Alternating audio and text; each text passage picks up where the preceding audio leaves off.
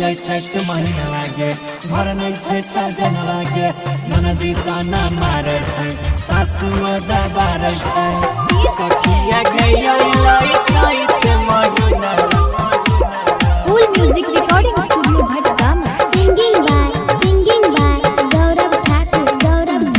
हाँ हाँ सैया हमर भेलै मीरा मोहिया देवरो भागले कसैया गे सखिया सखिया गे अइले चैत महीनावा मन नहीं लागै गे हो ककरा संग में काटबै गे सखिया बहे पूरा बैया निंदियो नहीं आबै छै उठै छै लहरिया गे सखिया सखिया गे अइले चैत महीनावा मन नहीं लागै गे हो ककरा संग में काटबै गे सखिया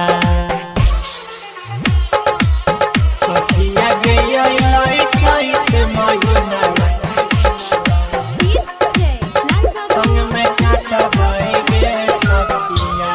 फुल म्यूजिक रिकॉर्डिंग स्टूडियो भटगामा। हाँ हाँ तरस नयनवा छछनै छै मनवा घरवा में रोबै छै लालनमा गे सखिया सखिया के दुआरा से गरियाबै ननदी सासु हारा जइया के न रहबै गे सखिया बहे पूरा बैया निंदियो नहीं आबै छै उठै छै लहरिया गे सखिया सखिया गे अइले चैत महीनावा मन नहीं लागै गे हो ककरा संग में काटबै गे सखिया सखिया गे अइले चैत महीनावा संग में काटबै गे सखिया।